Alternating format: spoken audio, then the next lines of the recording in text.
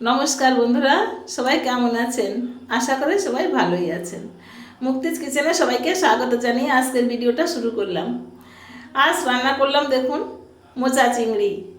এই যে মোচাটা আমি কেটে সুন্দর করে ধুয়ে নিয়েছি।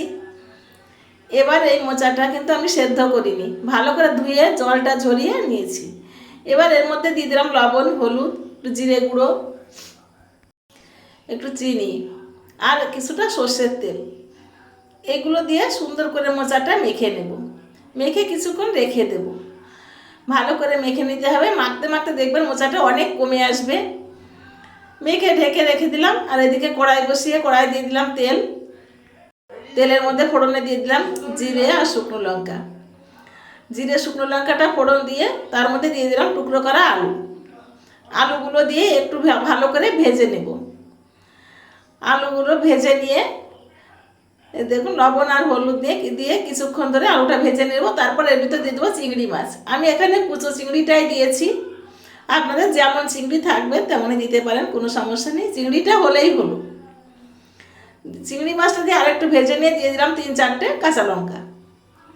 আমি এখানে কোনো শুকনো লঙ্কা দিইনি, কাঁচা লঙ্কা দিয়ে রান্নাটা করব। ভালো করে ভেজে নিয়েছি। সব কিছু একসঙ্গে করে নিয়ে মাখানো মোচাটা দিয়ে দিলাম। মাখানো মোচাটা দিয়ে বেশ কিছুক্ষণ নাড়াচাড়া করে নেব।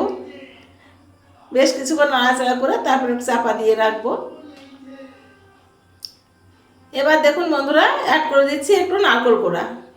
পরিমাণ মতো যেমন হোক দিলেই হবে। একটু নারকেল কোড়াটা দিয়ে আরও কিছুক্ষণ রান্না করে নেব।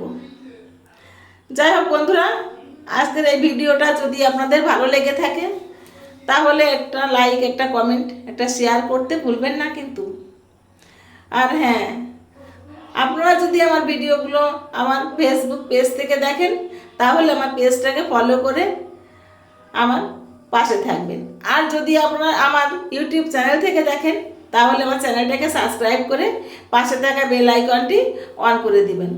তো বন্ধুরা দেখুন, আপনাদের সঙ্গে কথা বলতে বলতে কিন্তু আমার রান্নাটা প্রায় শেষের দিকেই চলে এসছে। মোচাটার কালারটা দেখুন কত সুন্দর হয়েছে। এবার নামানোর কিছুক্ষণ আগে দিয়ে দিলাম একটু রোস্টেড জিরে গুঁড়ো। ভাজা জিরে গুঁড়োটা দিয়েছি আমি। আর দিয়ে দিলাম কিছুটা ঘি।